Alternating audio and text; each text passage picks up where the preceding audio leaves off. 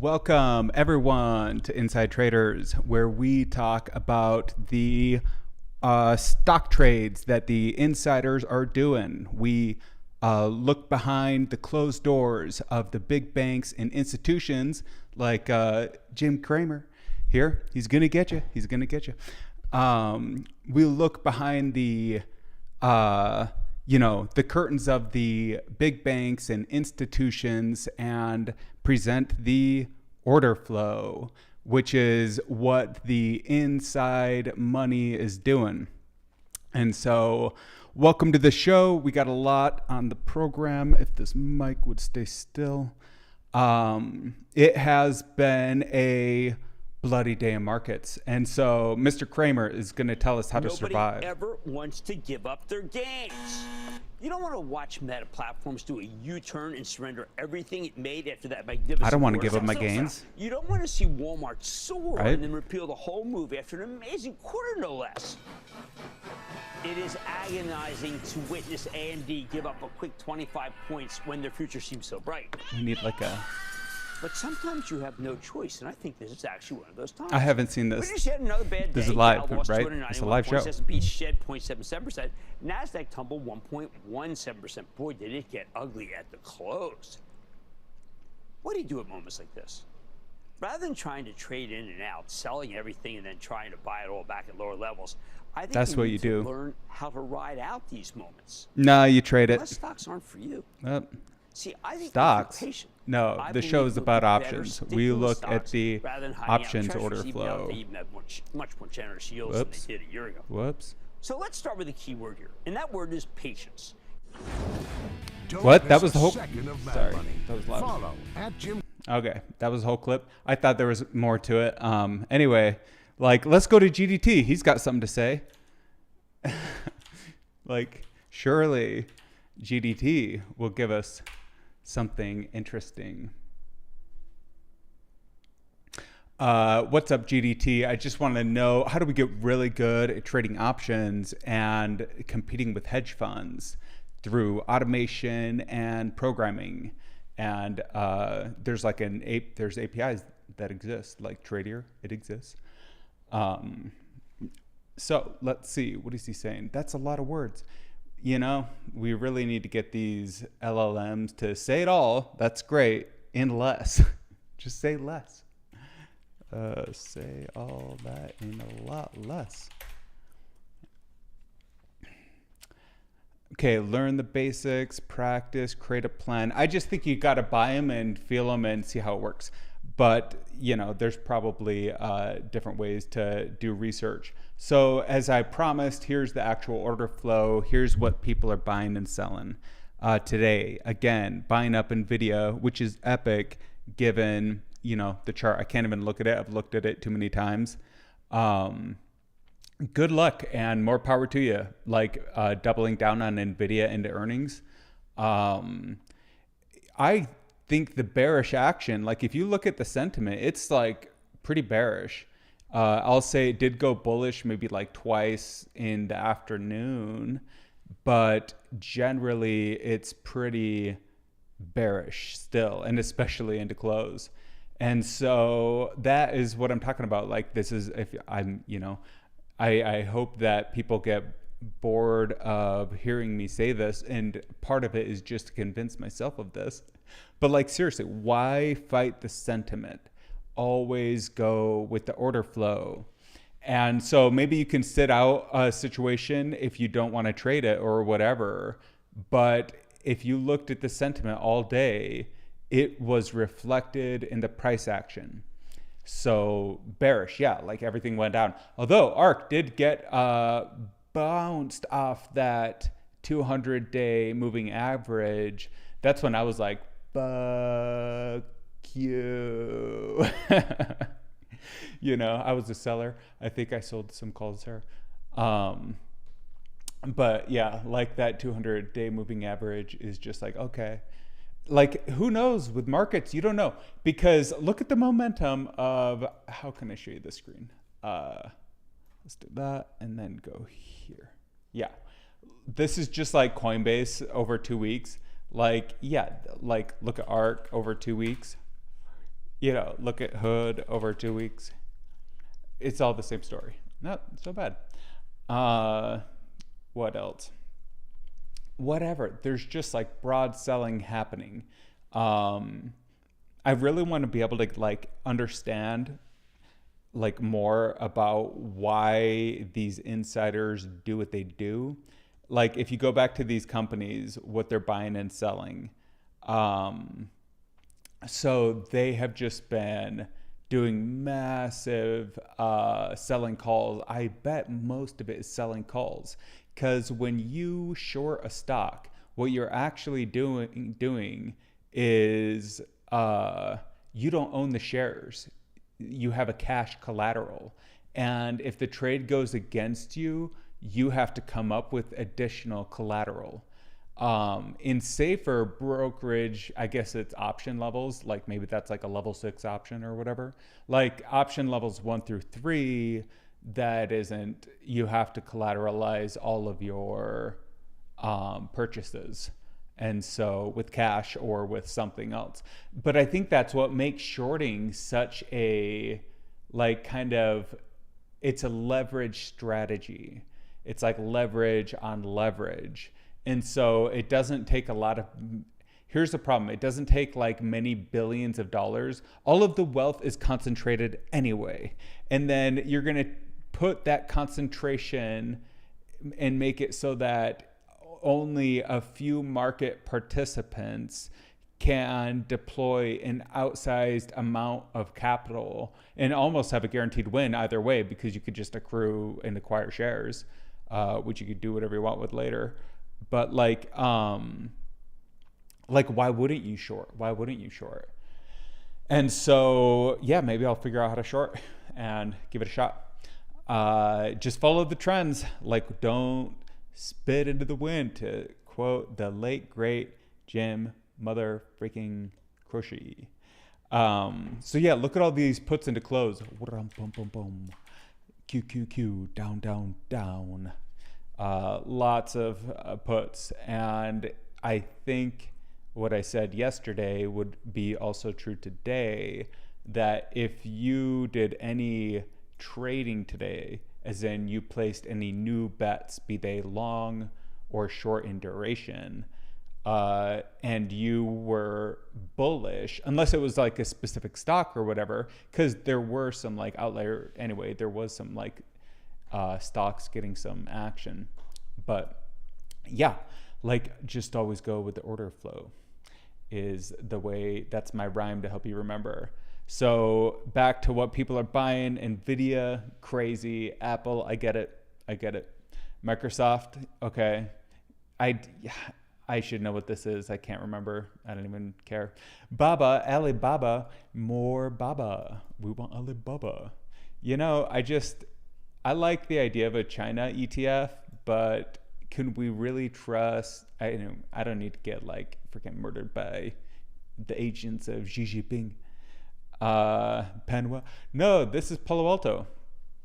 Getting bid up. Oh, Palo Alto's getting some love. Look at that. Not on this one. A lot of buys, some sells.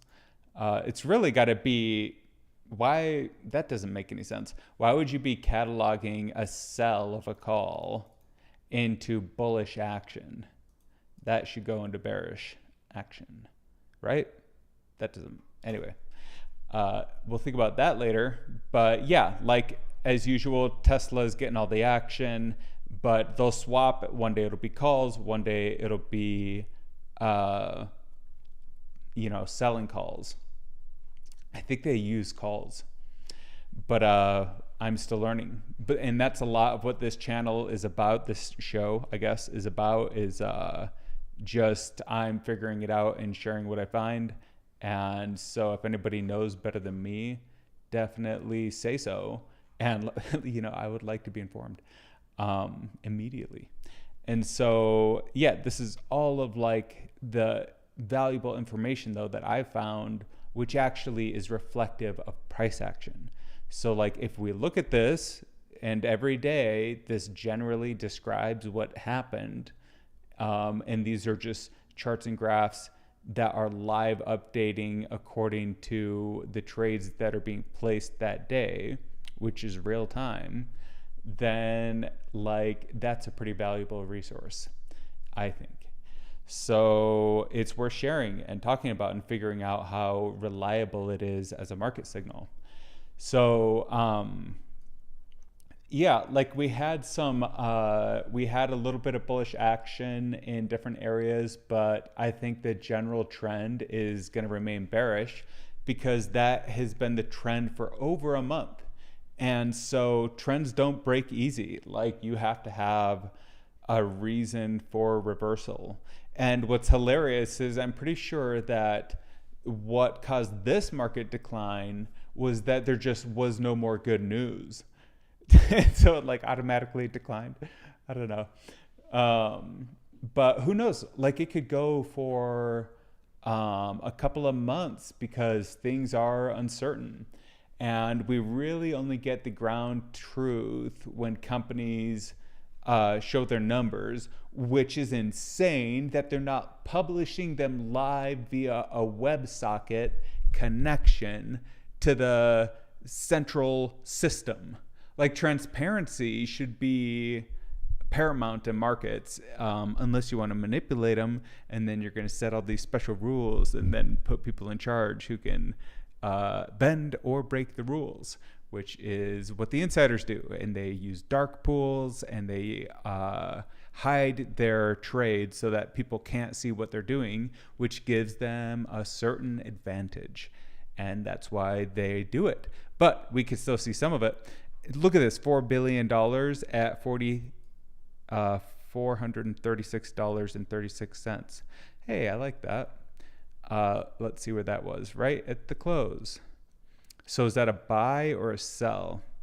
I don't know. I don't know how to tell. You don't like, there's a way to infer it kind of by the timing, and you can kind of like look at stuff that way. For me, it's always a buy. I want to build a robot to sell for me. That's what I need. But yeah, lots of dark pool action today. There's almost a billy. Look at this on Coinbase, dark pooled, getting dark pooled. Like, so today's a big day. Today was a big day, one way or the other. Who knows? It's probably a pivot, which would be hilarious and would just be like, okay,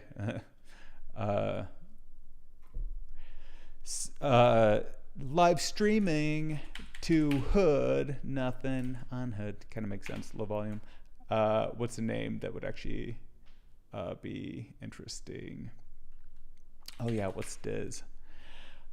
A little bit of dark pool into Diz. So yeah, like all of these stocks are getting some dark pool action, and it makes sense. They're all like bouncing off their 200 days and 50 days. And I think that really is the way that the smartest money, deploys, is just off of like these technical indicators.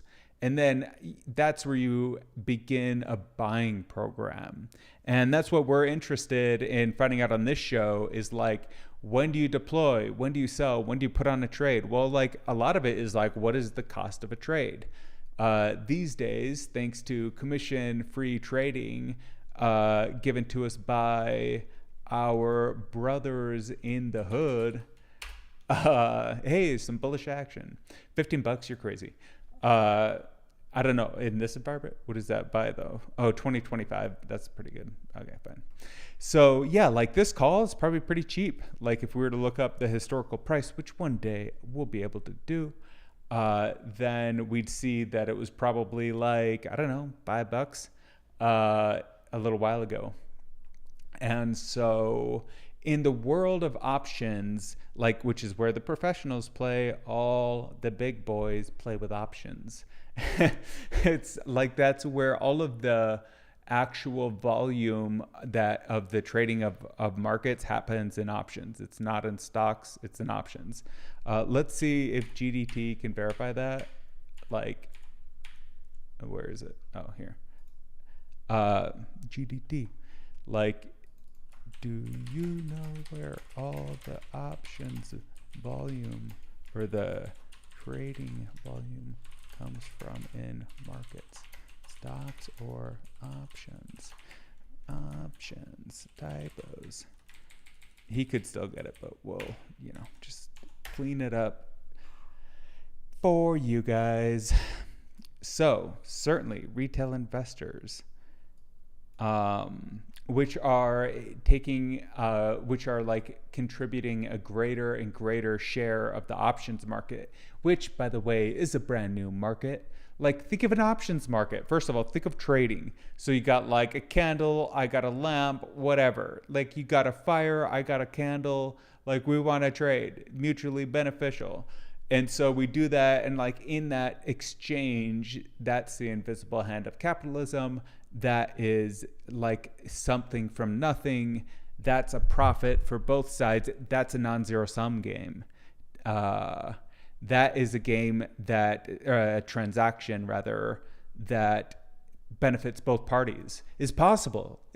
All of the time it's possible. It is possible to have mutually beneficial trades all the time. But like not in the markets where people are doing dark pools. Not here, there. And so let's see what the ETFs are pulling. So calling up SPY, putting why are they doing that? Like, we want to know why. So hopefully somebody in the comments can explain this. If it's coordinated, then it's arbitrage, and if it's arbitrage, I want in on it. And so like maybe when AI gets super good, because AI is getting better and better all of the time, we'll be able to like tap into a pipe for real. This is totally possible. We'll be able to tap into a pipeline of the trades and then just build special algorithms that are detecting patterns only within the QQQs, only within the SPYs, and then how they relate together, and then seasonality, like over the months and years and quarters and earnings and all these different market events and how they all contribute to the price change. And all of that can be calculated and tabulated and quantified and correlated and displayed and presented in a report live. And that's what I think is possible to build on top of this kind of like transparency, which is what we get in the order flow from these from looking at these big banks and institutions. So yeah, like put to call, it's pretty aggressively put. Yeah. So that's pretty cool. Like if you want to make money in the short term, you want to be able to, if you want to capitalize immediately, why would you go against the stream? Why paddle upriver? You should let the river take you, right? And so like if you want to put on a trade, I'm all about investing, right? Like let's be long-term investors, but let's also just learn how to make a lot of cash and how to multiply our returns indefinitely, right?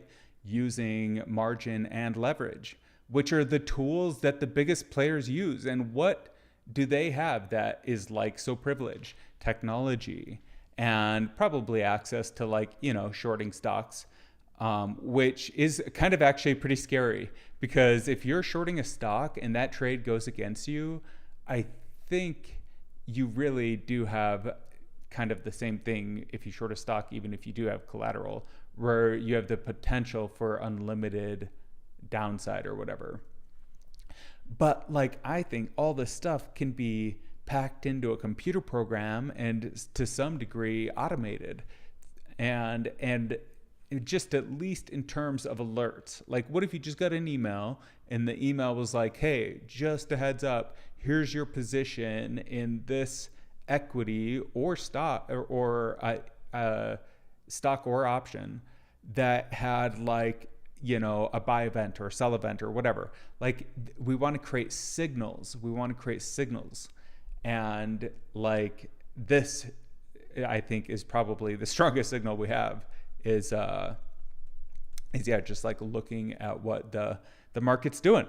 So we could look at some charts and see where we're at these days on Disney. Let me fix that.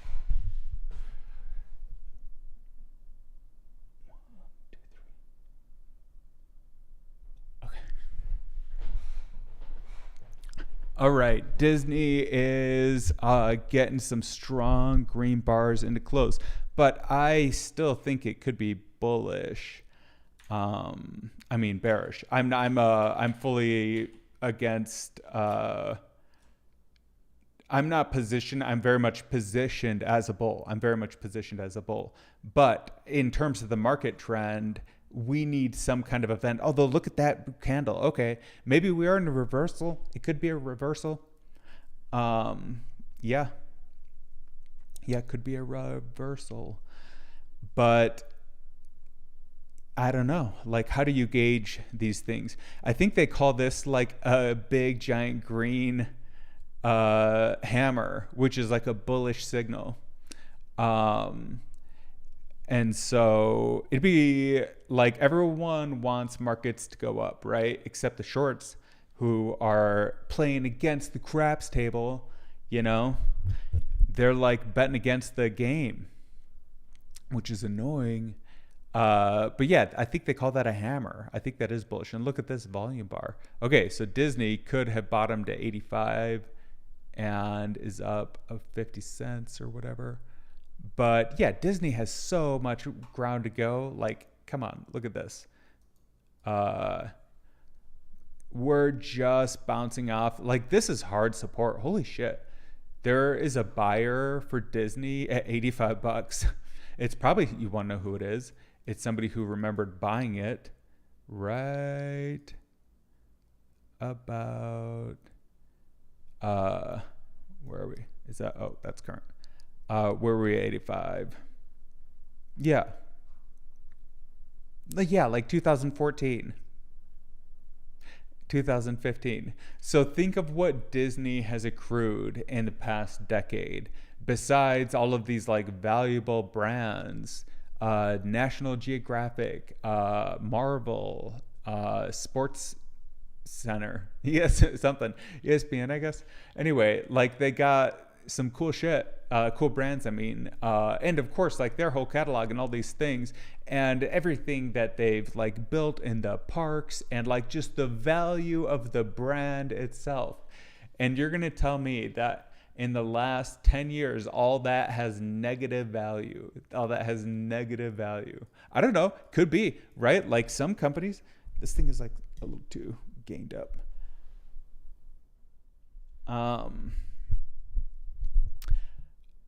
Other companies, like if you look at their performance, yeah, they really just did go to zero eventually. Do we think Disney is going to zero? I think Disney is going to outlive you or I. Anyone who's listening to these words, Disney's probably going to last longer than you, right? People are going to be looking at this stock chart in like 100 years, maybe. Anyway, I don't know. Like, why would we get rid of it? It's a legacy thing. So who knows though? Like anything can happen. It could go to zero. See, and like there's all this is kind of like untested, but that is pretty strong support going back to 2015. Man, and then 2011. So we were at like 50 bucks in 2011. You could have bought, maybe you bought the top in 98 for 40 bucks. And you could have held it just at that one price the whole time. Just one share. Just one share. That's all you bought. And you held it all these years. And you arrive in 2023 and it was 80 bucks. Anyway, I don't know.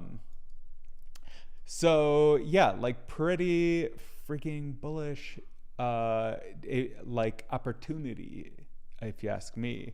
And then there's all this that we can test. So like now that we're down here, first of all, this is what's nice about the Disney stock. I'm not a chart analyst at all, but like I do like seeing this stuff. I'll just explain it. So like when you see, let's go for a second to, well, let's just go and zoom in here. How do I do that? There it is. Not now, dictation. How do I go there? So like when you're like, let's pretend you can't see any of this stuff here, right?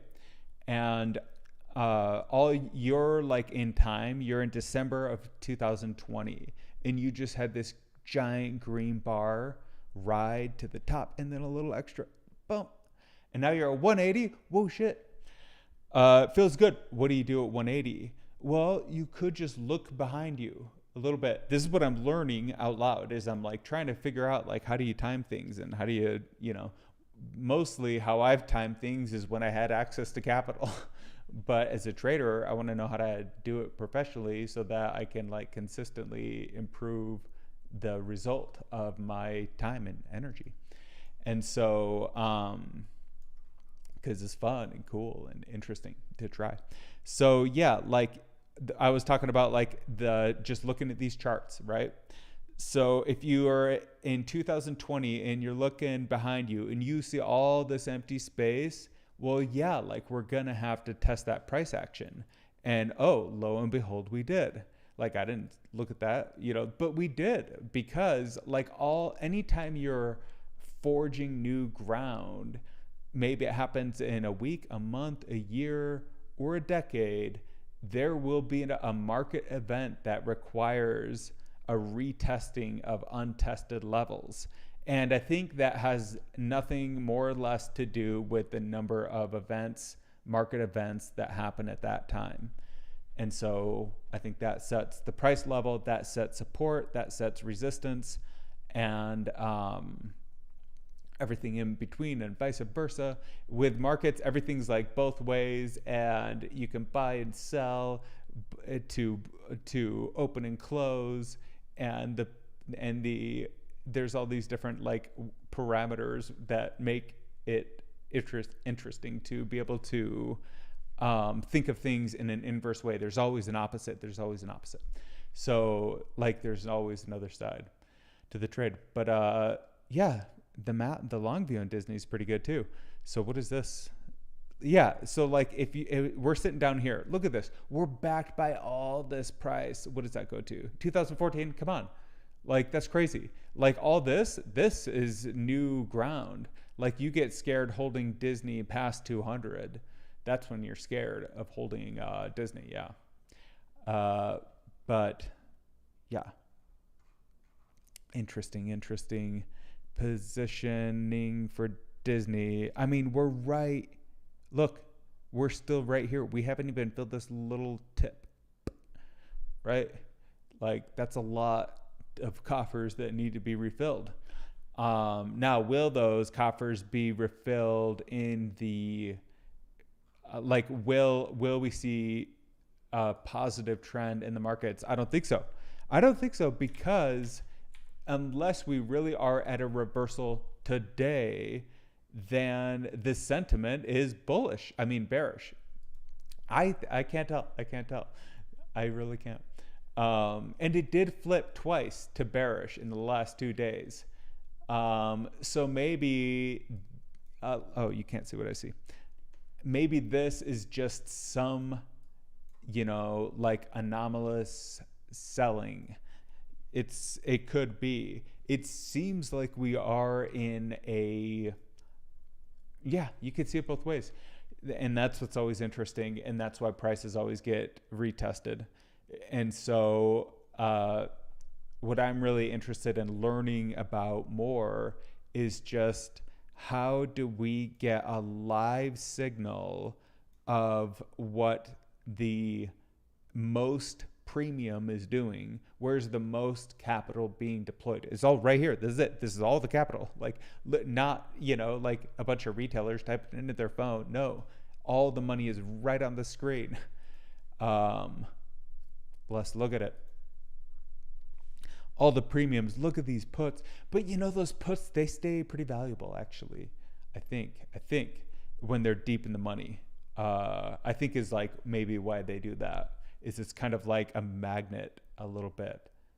Maybe I'm still learning how all that kind of like feels holding on to a contract. Anyway, so this is what I'm talking about with like in markets, how everything goes both ways. So you can buy or sell a put, and you can buy or sell a call. And in that, you can really accrue equity on both sides of the chain. And the thing that really kind of like hurts your like nominal value or whatever, I guess it is. Notional, I don't know. Like the cash number you see on the screen is your my dog's like interrupting. What was I saying? Nominal value, notional value. Like, all right, lost that train of thought. Abandon it. It's fine. It'll come back to me if it matters. I was just like making a big deal about how much money is getting deployed into the markets with puts and stuff. And yeah, like it is, I think, a pretty reliable signal to go with the sentiment, because they can't hide from the sentiment, right? Like the sentiment is literally what they're doing. Where is the premium being deployed? Are they buying calls and selling puts, or are they buying puts and selling calls? And there's always like somebody on the other side of that trade, although maybe it's a market maker willing to give you a bad deal. Who knows? What they're really giving you, which is awesome and appreciated and worth it, although probably got to be careful, is liquidity, which is like a great privilege. Liquidity. It's very hard to have liquidity. And that's what a deep in the money put will give you, a lot of liquidity against any potential downside, that is, because it retains its value. And so like it's hard to describe the kind of feeling of puts versus calls, but they definitely react differently, for sure, 100%, to the price. And I think that one has to do with like velocity, and the other has to do with like, one has to do with like an unlimited upside, and the other has to do with a more defined risk. So like in defining your risk, the contract properties don't have like quite this unlimited upside, although they really both do have unlimited upside and known risks, right? Like how much can you make or lose in a call? You can lose whatever you paid for the call, and you can make infinity. It's kind of the same thing with a put. What can you lose? Whatever premium you paid, what can you make? Well, kind of not infinity, but a lot, you know, like basically infinity. It would require everything to go to zero. Let's keep going here on the order flow. So yeah, like that, all the biggest premium is going into bearish action. Maybe though there is a bullish reversal, because it kind of does seem like it's time for that. Like it's been so long since we've had one positive day and anomalous arc, which I'm like obsessed with. You know, it's just a chart that I get to know, and so. Like they had a great trend change, where they ended the day above the close. So let's see. Restart, boom. So where did we end? I mean, it was like right at 40 or whatever. And that is, you see these lines are so clear. This is what I'm talking about. This is why I trust these charts. The lines are right there. Just look at the lines. They're right there. And it lines up through history. So that's indicative of something, right? Well, it looks like a line in the war. Like these are the good guys. These are the bad guys. I can't tell exactly, you know, but like still, it's a dividing line, and it runs through that whole thing.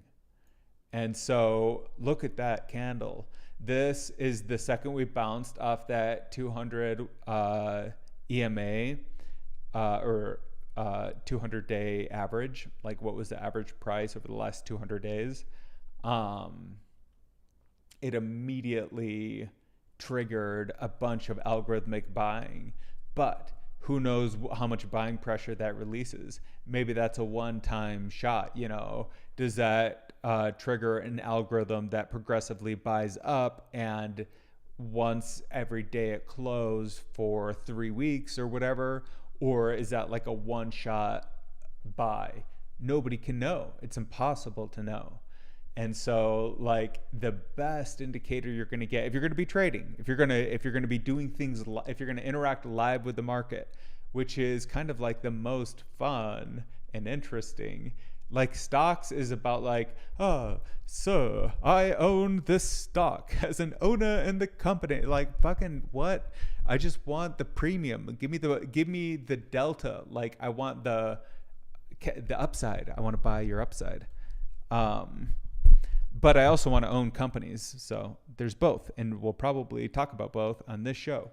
Can you even see that? Let's see. There we go.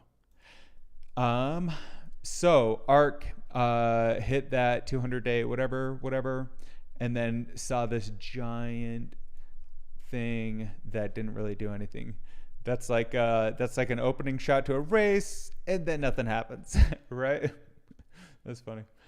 So yeah, but still, we're at like this, key price level. So if ARK goes down more, it's definitely going to go down way lower.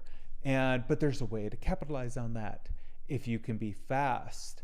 Like everything in markets has to do with speed, and execution time is really everything. Like first of all, how do you get enough liquidity to execute a trade? One of the big challenges in markets, if you're using like margin, is generally when you're at the bottom of the market is when everyone's out of money. And generally when you're going higher and higher, it's because everyone's getting activated again and they can play the game again. And so like the trick is to make sure you're getting all the money at the bottom and of the market. Like that's the trick. And so of each part of the cycle, right? That's when you sell your puts to pay off your sold calls, and you use the excess to purchase out of the money calls in 2025. Boom. That'd be epic, right? I can't do it. It's hard to do that. But it'd be cool to be able to. And I think the way that you be able to, wow, look at that aggressive. That's crazy. I mean, right? We'll just find out in history what caused this. We'll figure it out. And then we get this volume bar. And so here's the question. If we see sustained buying pressure in ARK, I would say it's game fucking on, because then we find clear support and now the opposite technical pattern happens. And like we go and our new ceiling becomes what? Let's try to figure it out together. So if we're right here at $40, which is this previous support, which we broke below barely. This isn't, I think, quite long enough view. But still, like, you kind of got to build up the,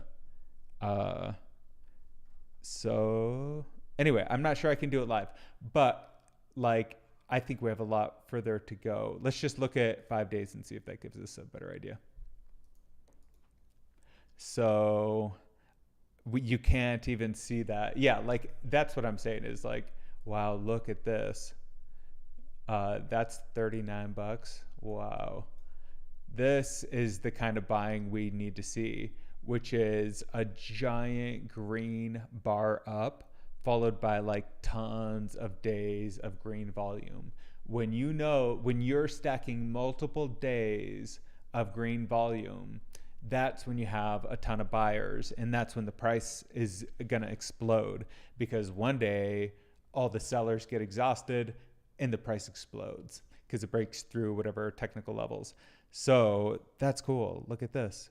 Boom. When was this? What? This just happened? Oh, this was today? Okay. Wow, that's what it looks like today. Wow. So this is like the minute by minute chart or the 5-minute chart? I thought I was on like a week chart, like a 5-day chart. Cool. Okay. So yeah, this was the 200. What was the low on the candle? Actually, let's see what the low on the 1 minute was, because that'll be an interesting number.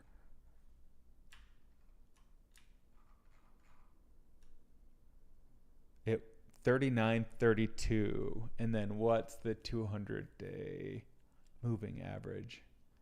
is, I can't find it. 39.38. So did we penetrate it? It was penetrated. 39.38 penetrated 6 cents. Oh no. Oh no.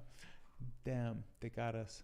Well, but look at all this. Look at all this. This is some buy-in. That's some nice buy-in. But no follow through. No follow through. And so like, yeah, you get a little bit. It's nothing. Didn't even fill a minute. Now, maybe we have a gap up and the whole thing's a reversal. But then tomorrow when we're looking at it's Monday. Then Monday when we're looking, if we gap up on Monday, and it is bullish, then that we'll see it live. We'll see it live. It'll be happening in the order flow. And so we'll look at that. Is there anything else? Tesla, oh my God, what's going to happen? I don't know. Like they could go lower for sure. We can go lower. Yeah, you could see that.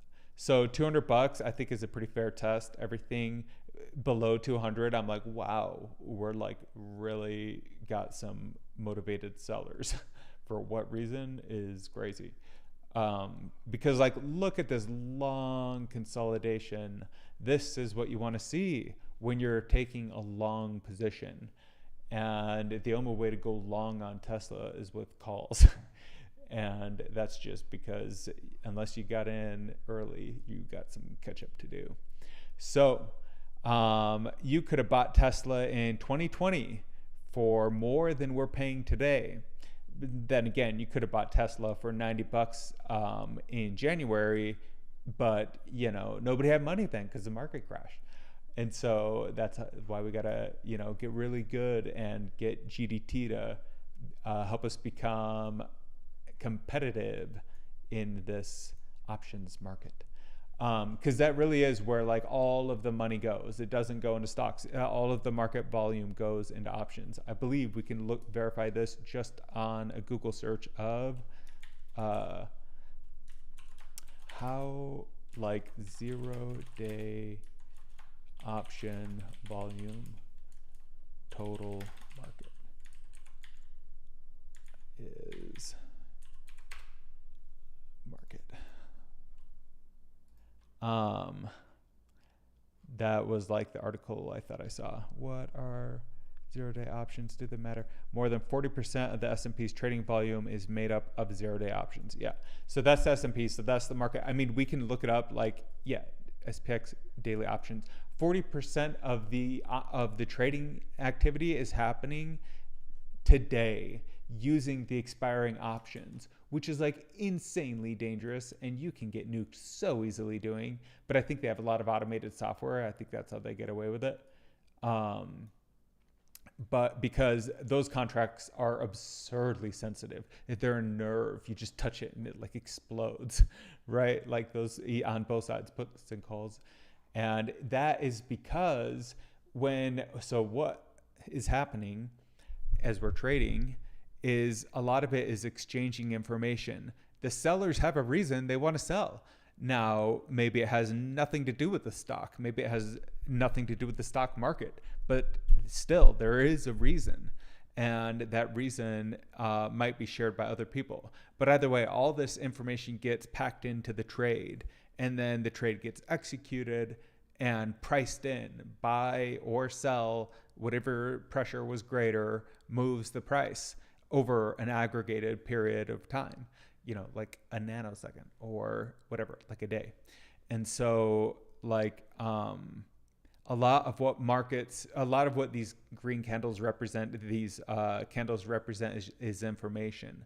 And we're always packing into the price everything that we know, which is like what they just said in earnings and where we think they're going to develop and grow more stuff, and or where we're bearish. And so whatever, like everything that people can think about before they buy a stock is generally priced in. Now at a 0-day option, that gets very extreme. Like, you know, to the second the action today. you know the momentum, you know the technicals. Like just on a trade level, you can get pretty far, I think.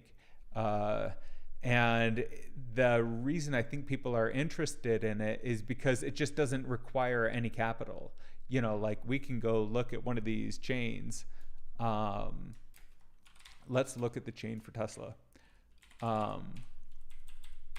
And look at the contracts. Well, really, you have to see the history. I don't have a way to pull up the history easy right now. So, but the point is, for not much capital, you can have a giant magnifying change on the capital. So for like $25, you could get, I don't know, 900, for example, or 2,500 or whatever, or just like 200 or whatever. But still, like the change happens so quickly. Now, because things are changing so quickly and in real time, your ability to type in, oh, I want to sell it with your friggin' fumbling fingers while you're all excited about the price. And then it's going to be the options like the price is gone by the time you enter the trade. And so you can't even capitalize on it in time. But they can, because they have algorithms and systems to be able to do so. Which is why I think that 40% of all of the option volume, which is like, I think I know also, I believe is a fact, if I'm wrong, like let me know, of the stock market, like the majority of the trading isn't happening in stocks, it's happening in options. And then of the options that are being traded, 40% of those expired today. That's where all the trading is happening. And it makes sense because that's where all the information is known. We know everything. That's the top of the heap. If you're a programmer, I don't even know what that means. Like that's the very top of the information. Like we don't know anymore that the market could figure out, today. And so all that, and then also just like how option contract prices work is like the closer it is to the money and the closer it is to expiring, the more it's going to react to a change in the price. And so if the price changes by one tick on the day of expiration, that can make the whole thing just like it's night and day, just like one fucking tick. And so like, but yeah, like that is kind of, I think, while the inside money is concentrated into these expiring options, because that's where all of the volatility is. And option pricing is really hard to get a handle on. One of the things that always gets, forgive me guys, this show is sponsored by Mountain Dew. Zero Sugar Spark is pretty good. Blasted Raspberry Lemonade is pretty good. I just found it. I like it.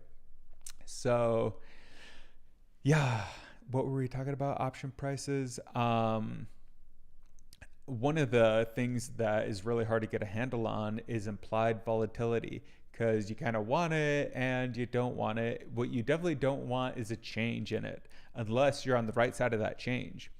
The way that GDT and I have been thinking of it is as the waves in an ocean. And it's kind of even more like the tide, where like when the tide is out, your boat is just kind of like stranded on the rocks, right? But like there's no, anyway, I can't fully recall the metaphor live. But the point is, like the contract is much more reactive at lower levels of implied volatility, which is a little bit counterintuitive. But that's because not a lot of volatility is expected. So that would be going against the probabilistic expectations. Now, who sets these expectations? Maybe I would hope it's the price. I would imagine it is the price. Yeah, that sets the expectation. And so so like if you're betting on a change of expectations and you're right, then you're going to get a dramatically different outcome than if you are taking the consensus view. So when you're buying a contract with a high implied volatility, you're already kind of playing a dangerous game, because it's already, whatever's happening on that stock is a little bit known, as defined by the implied volatility. What is that? That is how interested people are in trading the stock. And so like it's like a known, there's something known about it. Like you're not finding a hidden gem or something. You're not finding something before other people, which is ideally what you want to do. What you want to find is a contract that is about to explode. That's what you want to find. A contract. We're like truffle pigs searching for contracts. What do we want to sniff out? One that's about to explode. Well, about to explode? It's got to have low volatility, which means that people aren't interested. Like there's not a lot of action on the chain to begin with, or whatever. I don't know quite how that's set, so that might not be accurate, but still a lower number, which is interesting because you'd think it'd be a higher number. What else? Yeah, like what am I trying to describe the ideal contract?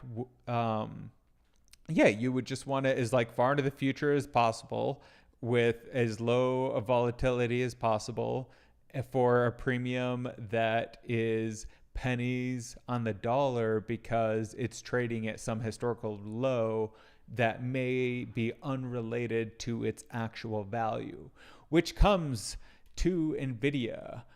And it's going to be interesting. I bet it goes up, just because like the price could go up for 1,000 reasons that have nothing to do with the stuff I've been talking about today, which is like looking at the chart history. But this is a good example of a chart that could use some price history here.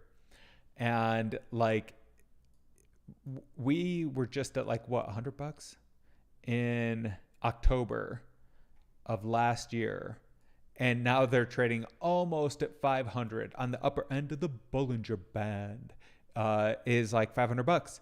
And so that's a 5x since October. Maybe it'll 10x, right? It could 10x. It's currently supposed to be like 40% more valuable than Tesla. It could be, right? Only time will tell. I'm not saying it's not valuable. And it really depends. Like, what if they're like, we're going to get into robotics and automation? I would be the biggest NVIDIA bull out there. I'm already an NVIDIA bull. I think they're going to do great. But like, it is also just like a beloved name, right? But yeah, like anything below like 280, yeah, that's got to get tested. Even down to like 190, I'd say 200 gets tested, but it doesn't get tested to do with anything to do with NVIDIA. Like NVIDIA has a bad quarter, well, there's an economic downturn, and then Russia invades Ukraine on the same day that like all the options expire or whatever, like some other things stack up, and then the price just plunges. And where does it plunge? It tests resistance. Where are all of the systems built to be looking to buy NVIDIA at different price levels? And it's going to find support somewhere. And like just looking at the chart, when you have all this untested choppy waters right here, like I would play this top. I'll play that top all day long. But like where I'd get hungry for NVIDIA, where I'd be like, let's load up, wouldn't even begin until below 300, right? And because their earnings are about to like quintuple doesn't mean that we know everything, every challenge that it takes to get there. And all of that will be revealed in time. Now, maybe they have a flawless execution, right? It could be. But what I think is happening is a bunch of people are just pulling money out of Tesla and putting it into NVIDIA the same way they are the SPY and the QQQ. And we can look at it because we can just see that that's what they're doing. Do we know that these are coordinated? No. But like, let's just look at a couple days and see what they did. So today they sold Tesla and bought NVIDIA. What'd they do yesterday? Sold Tesla, sold Nvidia. Day before, I mean, I have no idea. We're doing this together.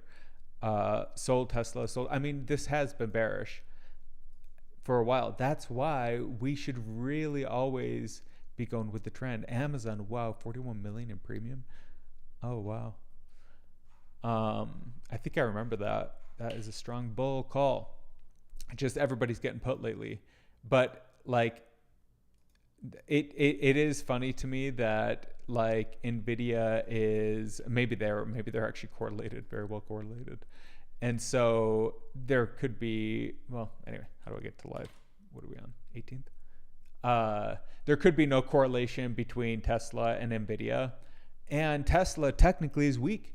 I think that's a good reason to be bearish, is when something is technically weak, because you're going to trigger selling pressure. And that is what I think is like a little bit unfair about shorts, which is like you're going to give a few market participants access to tremendous capital, even more leverage, which in an automated market, they know is going to trigger technical, selling. And so they can express an opinion that has nothing to do with truth and nothing to do with value into the market, and that's a fucking lie, and that's wrong. Like, the markets are about figuring out what is the value, what is it worth, and what's it going to be worth in the future also, is another open question. And so, but that's actually the question, and it's always just, that's what we're trying to figure out.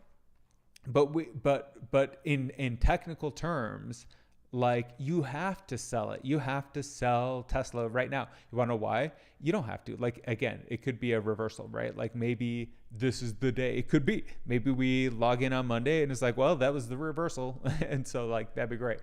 But for real, Tesla has some backfilling to do. So right back here, that's like $200. I mean, we're pretty close to it. Yeah. Like, this might be a reversal. But like, look at all this. This was a ton of action up from like 160. We might have to get down to like 180. The price the markets are looking for an excuse to retest old levels. They're looking for an excuse, and the sellers can give them one, a technical reason. And you really can get into a feedback loop. That's why we always go with the momentum, because it doesn't, it's hard to even change the momentum, right? Like, even if you wanted to go like and be a bull against the bears or be a bear against the bull, and you thought you caught the bottom, it still takes, actually what I'm kind of saying is bullshit a little bit, because all the gains are made on one day. And so, like, while that's true technically, it's not true nominally or whatever. Oh my God, I can't speak. Nominally. And yeah, like, it's going to trigger algorithmic technical buying and selling. So anyway, like, it goes back to the gap. Not the gap, but like the space, the void. Yeah, we'll call it the void. Oh shit, you haven't been seeing this the whole time. Sorry guys, fuck, I'm a new streamer. Fuck. So this void here, that means something. This void and this like kind of dip are important parts of the recent price history, and it is well within reason to think that we could retest those in the short term. So yeah, like, but if you kind of look at things and you kind of think about, like, when you're kind of thinking like, what would be a good time to own Coca-Cola? I just heard somebody complaining. Let's see what Coca-Cola is having a problem with. What are we at? We're at $60. That's not bad. What's wrong with that? This is like a dividend stock. It's like going up. Coke is a steady Eddie, as they say. I don't know who they is or how often they say it, but Coke's one of them. Let's look at the all-time. What a worm, what a snake, what a river we have with Coke. So we begin in 1962. That's like when Warren Buffett was born. That's crazy. Oh wait, I think that's not even close. Anyway, like Monday, January 1962 for 50 cents. And then there's a lot of stock splits, which is why the price is 50 cents. And then we have our first big run up in 86 to 92. And then a big run up to 99. So in 92, you could have bought Coke for $11. Holy shit, that sucks. Oh my God. And you held it this whole time. I mean, I don't think that's what the company is, but why not? Like Nike could be a growth stock. Maybe Coke could too. I don't know. Coke might be poison. I drink it. I drink this shit. This is Pepsi, I guess.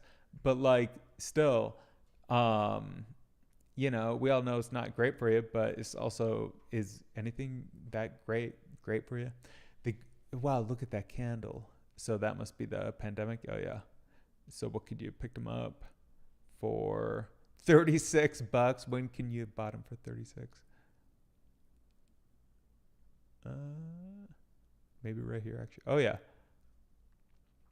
36 in 97. Oh my God.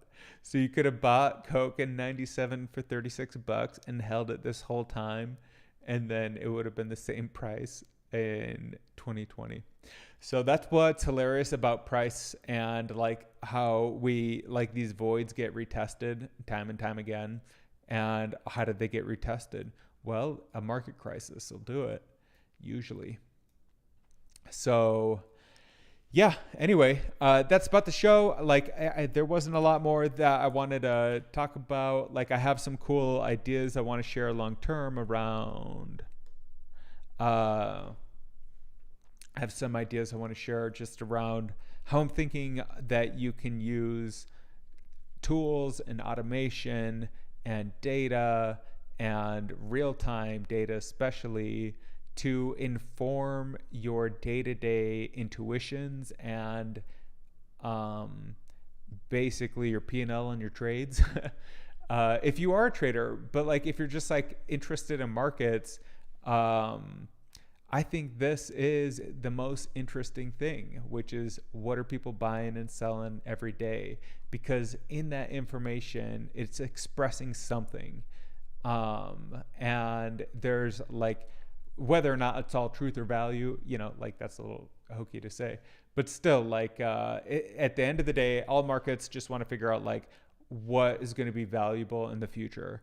And you can trust it that in the ultimate term, in the longest of terms, markets are trying to like figure out what is the most valuable thing in the market, and all the price is accruing to it, which is currently like Nvidia and Tesla.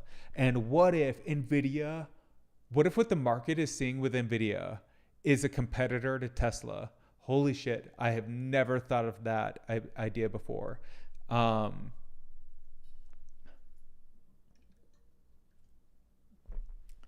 don't know. Why couldn't they? Why couldn't they compete with Tesla? Why wouldn't they? Like, if those seem like kind of similar technical challenges in some ways, that there could be some overlap between, it's robotics. They're both robotics. It would be interesting. So maybe why there really is like all this premium going to Nvidia, and why it would just like keep going up forever or whatever, is because the market is expecting something that people aren't quite talking about yet. Anyway, I don't know. I can't tell. Like, I think it could just be all manipulation, and the bulls and colluders get together and they pump and dump on Nvidia, or they pump up Nvidia and then they dump it, and then they pump up Tesla and they dump it, and like they just do like whatever benefits them, and because they really are going to trigger, you really can manipulate a market. Like, why can't you? The algorithms are always going to go by the technicals because they're dumb algorithms. They can't do anything else. So if you break down to the 200-day moving average, like that's going to trigger automatic buying probably.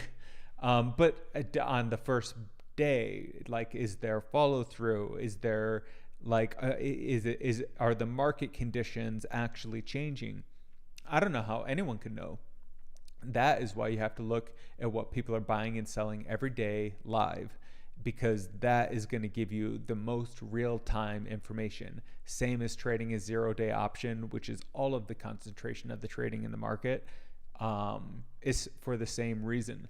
That's the realest time information out there, and that is where we can have ostensibly the best judgment, but also where things are both like the most known and like risky at the same time. In the case of option contracts, because they're about to expire, and so like you gotta, like a small change in the price can just really have a dramatic change in the price of the contract. And so that's why we want to find like the perfect contract. And I was describing it before, but yeah, in the perfect contract, you'd want IV to be really low. You'd want it to be as low as it can go. And what that would signal is that it would signal that there aren't a lot of market participants that think that that is a good idea. And they're probably right. But there should be ways to quantify and calculate that, right? We should be able to come up with a metric, a score, index of the quality and probability in all sorts of different dimensions and periods of time for an options contract. And then we should be able to visualize that in all these different ways. And I think the options market is going to continue to grow. And it's going to be a lot of where trading gets concentrated. And it makes sense too, because what you're always going to want is a preservation of capital, always. So the incentive is just only for more leverage, right? Only for more leverage, which is why the shorts, again, I can't help but mention it. Like, maybe that isn't such a great idea to give very few participants outsized leverage to be able to trigger algorithmic selling or buying, because then that makes it pretty easy to do a pump and a dump, right? Like, and then that has nothing to do with why we're at the markets, unless you are a manipulator of markets and you're a market maker or whatever. And so if there are institutions out there doing stuff like that, we should know about it, and we should expose it, and we should learn everything we can about it, because maybe it's a good idea and maybe we could do the same trade actually. But we'll try to expose that on this show, and if they are doing it, we'll try to capitalize along with them. But what we need is a way to develop, this is what I'm talking about with like AI. It's getting better and better. And I had a great metaphor for it earlier. Well, first of all, one thing is that it raises the floor by like creating a magnetic ceiling. So like it's not like an entitlement. You don't get it for free. But if you are interested in doing more, you will increasingly be assisted through artificial intelligence. And it's invaluable to me today. And I use it to just code these little widgets, look up a little thing. And the reason it's invaluable is because when it builds a widget for me, it doesn't build it how I would build it. It builds it how the best developer out there documented it and published a website on it. So it's like way better. And it's going to use techniques and things that I'm going to learn through osmosis. I wouldn't even know to look it up. AI answers questions you didn't know you had. That's an emergent property, if you ask me. But for now, I'm sure that these LLMs are statistical models and, whatever they say there. I think we're probably just statistical models, if I can not stutter Stanley. Stutter Stanley. Anyway, sorry guys. Yeah, I think these LLMs are statistical models, and they are like not alive or conscious or whatever. But it is pretty incredible what they can do, and this is the earliest days. Like eventually we're going to get to the point where we have an agent and they can do tasks, and you're not going to ask an AI to code something. You're going to have a conversation with it, just like this, right? We're having a conversation.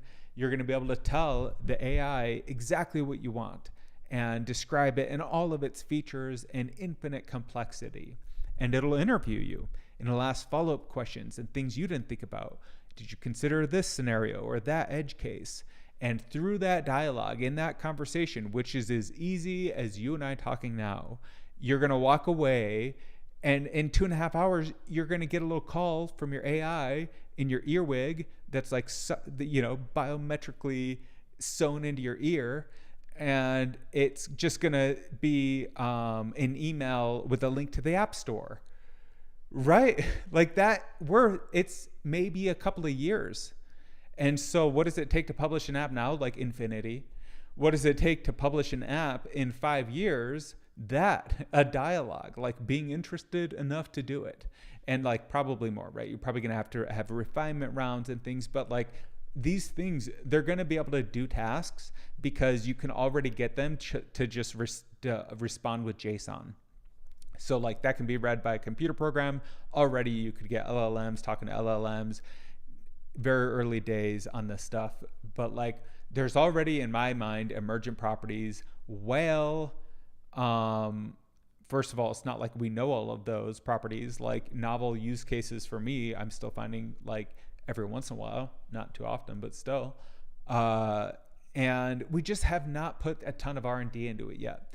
And so like I think that like these LLMs and AI in general are pretty interesting, but they're one side of kind of like the reasoning that we're trying to commoditize. I've been loving to say for years that what software engineers want to do is they want to rebuild their minds into a machine. They want to build themselves into a computer. And that way the computer could do the job for them because they're lazy. They don't want to work.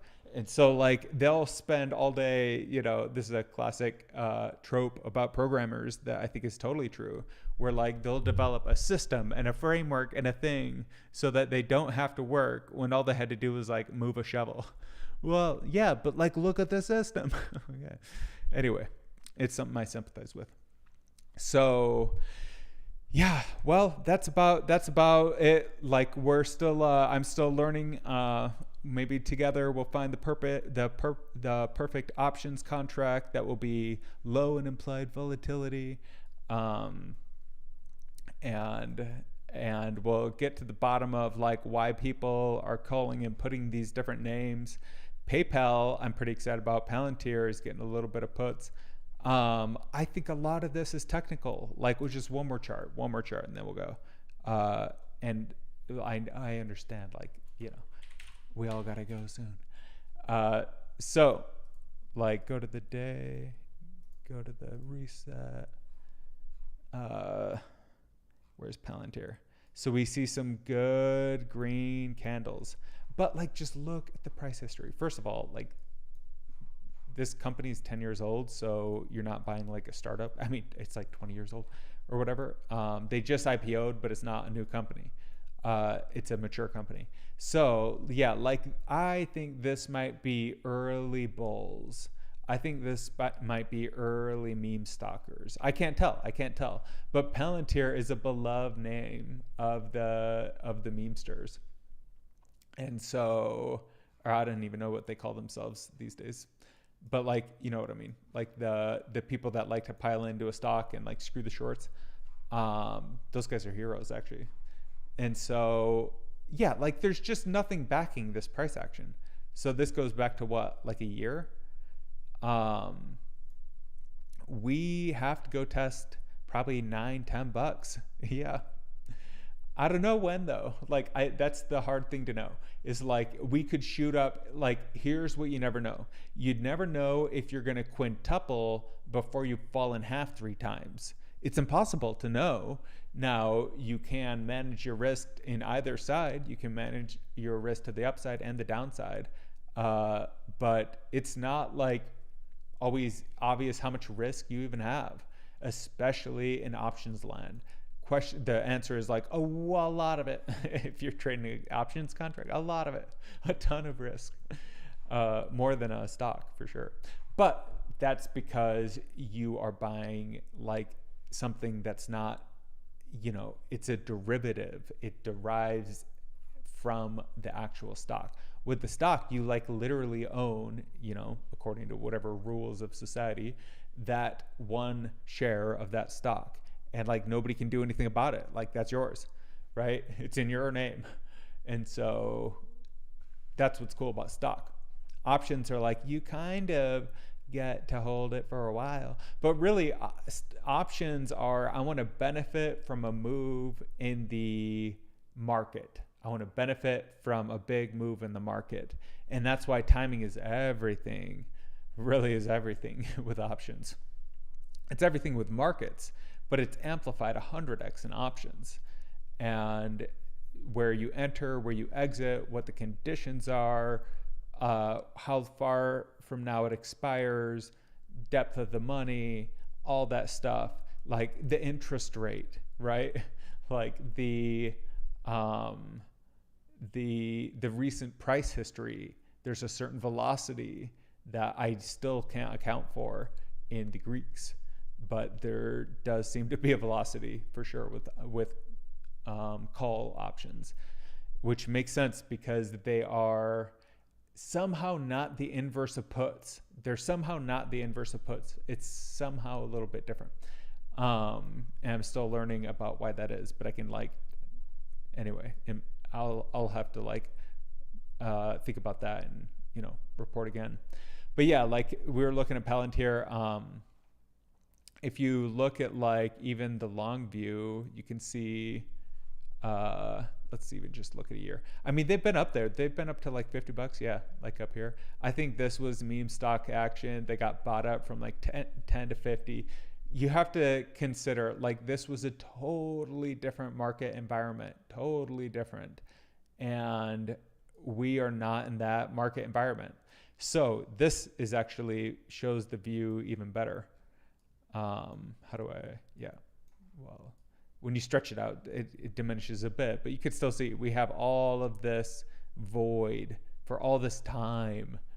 And so like, yeah, you're not going to break to $30, maybe one giant green candle for a second, but there has to be a period of retesting, at least like 12 to 20 looks like is where it needs to be tested because there's no price history there. Whereas when we look at Disney, this is 2015. Like we have a decade almost of price backing up where the price is now, and it can still go to zero. So, and that's what's interesting about Coinbase actually is they are a little bit no man's land, but not really. Like we're due for a turnaround in all these actually. For real. It's probably happening right now. It probably is a reversal. But like if it is a reversal, that'll take a day or two. And so it would happen like Monday, Tuesday, Wednesday. And then there could still be a full reversal back down lower. And it really is like just depends on the market conditions. The sellers are always going to win when there's no reason to buy. Shit. Maybe I just made up why I think that it feels that way. Like why did the market like go down since mid-August? We had all this good news. Like we had so much good news that led up to that whole run up that there was nothing good on the horizon. And so that creates an automatic downward pressure if people have a reason to sell, and they do, because like that has been the momentum of the last like year and a half or whatever. 2 years? Has it been 3 years? No, It's like a year and a half. Yeah.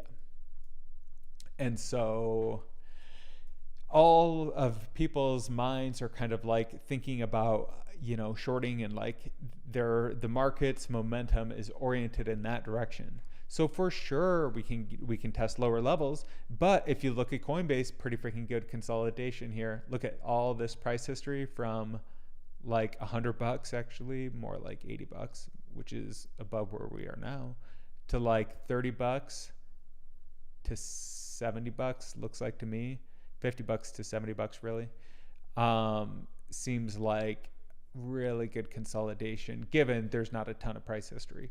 This guy just got here, so we're still learning about Coinbase, but I really think this is like a good entry point. Actually, just looking at this, I'm not even saying I'm going to buy anything, but like we are at the top of this whole range of where we have been consolidating for about over a year.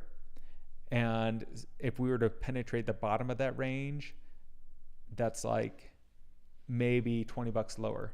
So like, yeah, like if you started your buys now and then you bought like your biggest buy at like 54, oh, that'd be epic. But you're gonna blow your whole load right away, and like it's all gonna be wasted, and whatever. You got to learn. We all got to learn. But if you could be a buyer when everyone else is a seller, and in the right way, like you don't want to double down into a falling knife, that is where you make all the money. That's where you make all the money.